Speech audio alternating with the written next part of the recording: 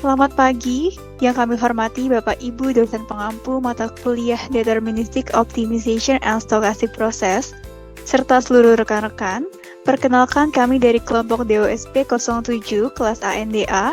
Pada kesempatan kali ini kami akan mempresentasikan hasil diskusi untuk memenuhi tugas akhir praktikum lab yang membahas topik optimasi lokasi pabrik dan efisiensi operasional pusat distribusi.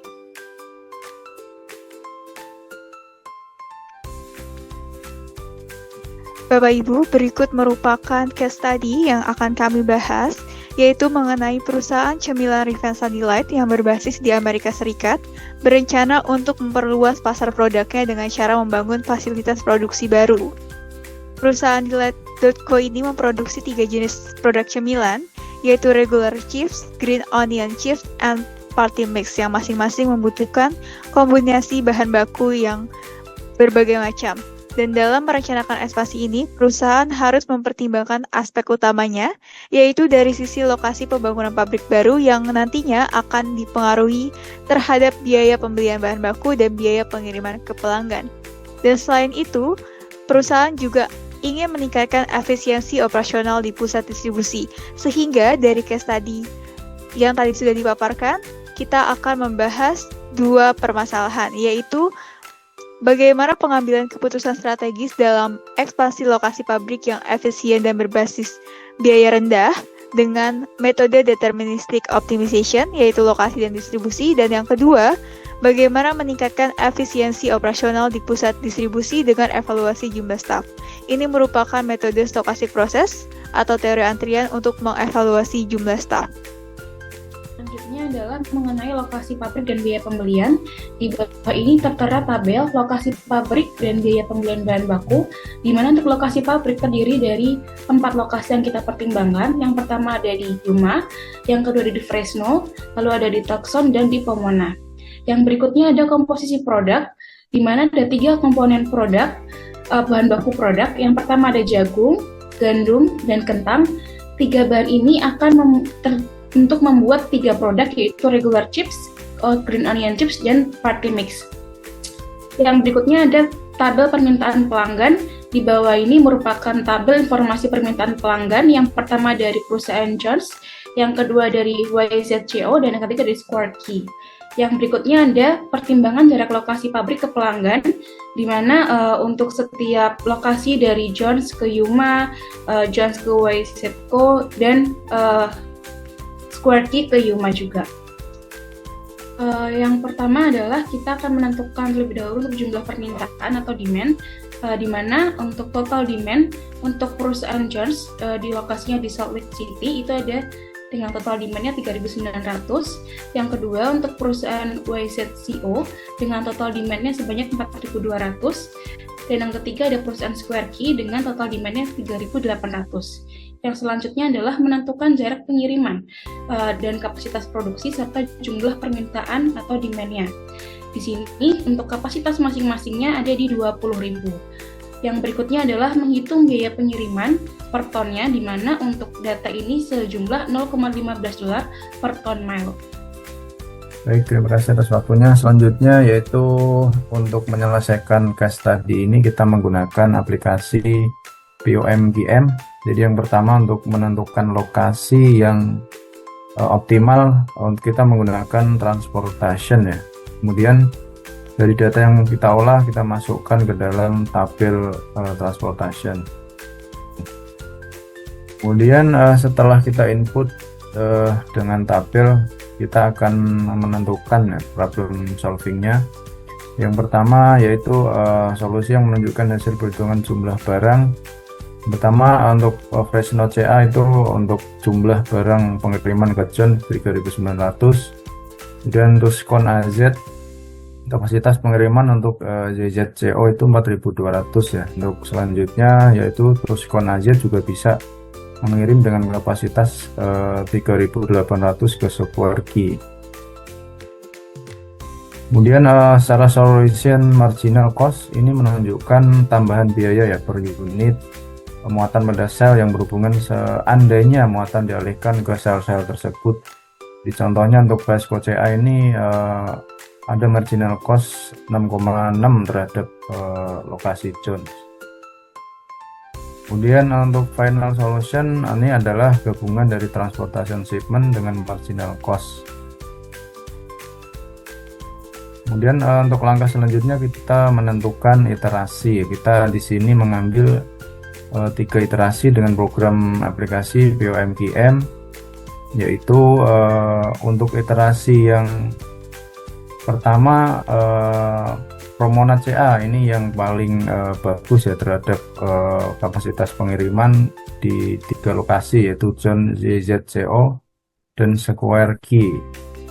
Kemudian untuk iterasi kedua ini ada 2 variabel, yaitu Promona ya, di iterasi pertama itu hanya bisa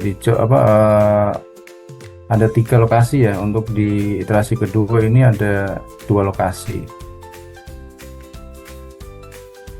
Kemudian shipment with cost solution juga menunjukkan jumlah muatan ya terhadap jumlah biaya angkut dari masing-masing pabrik ke tiap-tiap lokasi gudang. Nah ini untuk shipping list solution ini juga menunjukkan daftar jumlah muatan ya, yang biaya per unit dan biaya total dari masing-masing pabrik ke tiap-tiap gudang. Oke, selanjutnya sampai di evaluasi antrian. Di sini kita pertama-tama akan membahas dengan metode manual terlebih dahulu. Diketahui lambda atau arrival rate itu 20 pesanan per jam, service rate per staff atau MIU itu sama dengan 4, jadinya 60 per 4 sama dengan 15. Lalu ada waktu kerjanya 8 jam, digaji 40.000 per jam. Cost of waitingnya 15.000 per jam. Dan jumlah staff dengan C. Lalu penyelesaian dengan cara manual, yaitu kondisi 1 dengan 5 staff.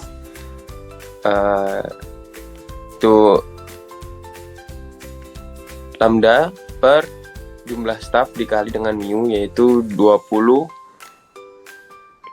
dikali 15 sama dengan 0,267 dengan utilitas 26,7%.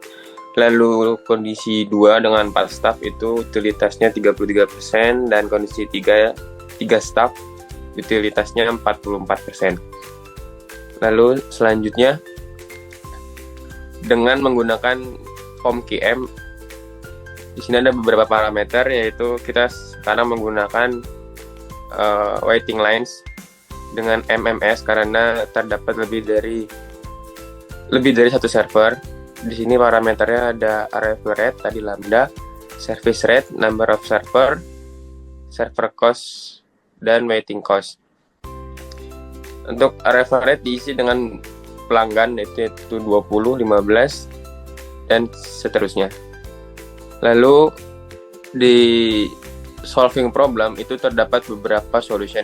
Nah ini di waiting line result terdapat average server utilization itu 0,27 atau 27%, dengan rata-rata jumlah pelanggan dalam sistem adalah 4,01 menit. Total biaya tenaga kerjanya sih itu ada 220.068. Lalu di sini ada tabel of probabilities. Dari tabel probabilities memiliki lebih dari 3 staff, yaitu 0,05 atau 5%. Terus selanjutnya ini cost versus server ya. Dari hasil tersebut, 2 jumlah server yang memiliki total biaya paling rendah, yaitu $116.000.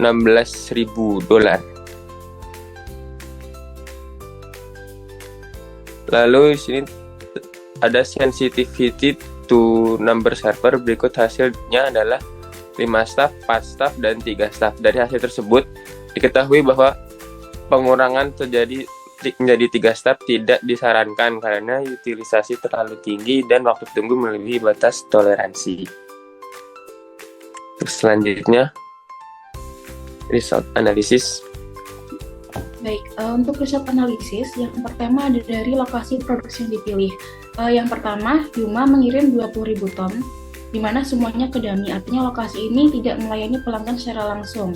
Yang kedua adalah dari Fresno mengirim 3.900 ton ke Jones dengan biaya per unitnya $97,8, lalu total biayanya jadi $361 dengan kapasitasnya 16.100, di mana ini juga tidak digunakan.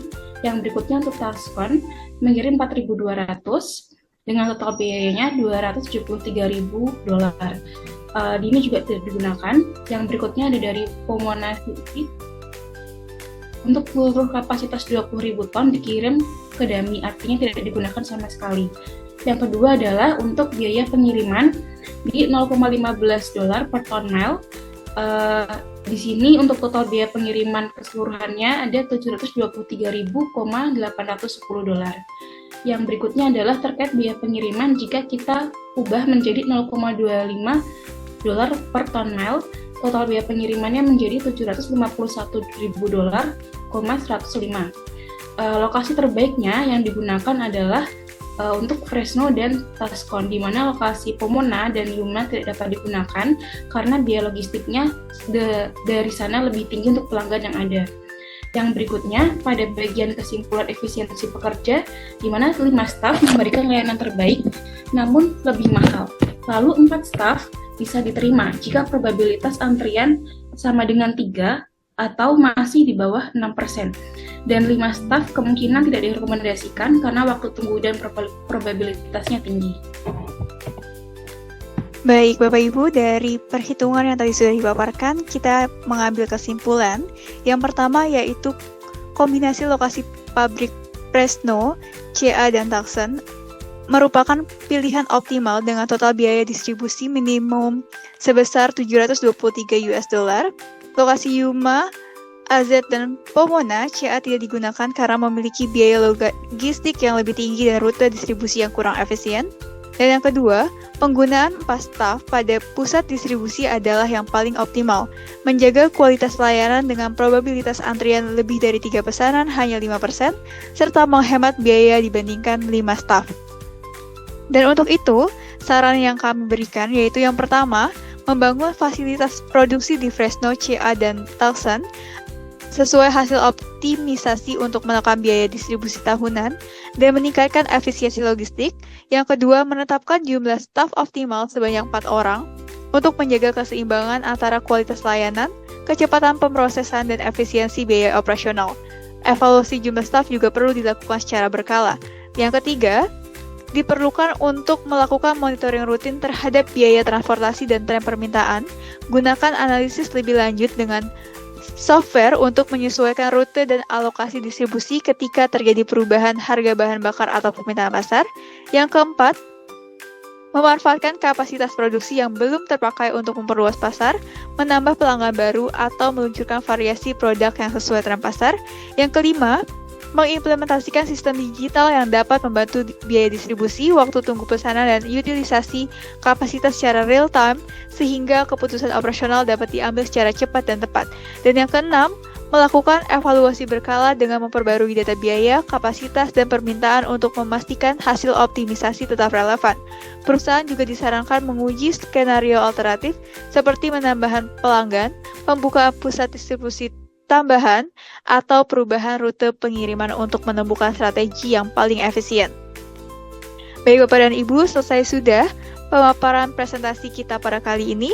Kami dari kelompok 7 mengucapkan terima kasih dan mohon maaf apabila ada kesalahan dan kekurangan yang terjadi. Terima kasih. Wassalamualaikum warahmatullahi wabarakatuh. Selamat pagi.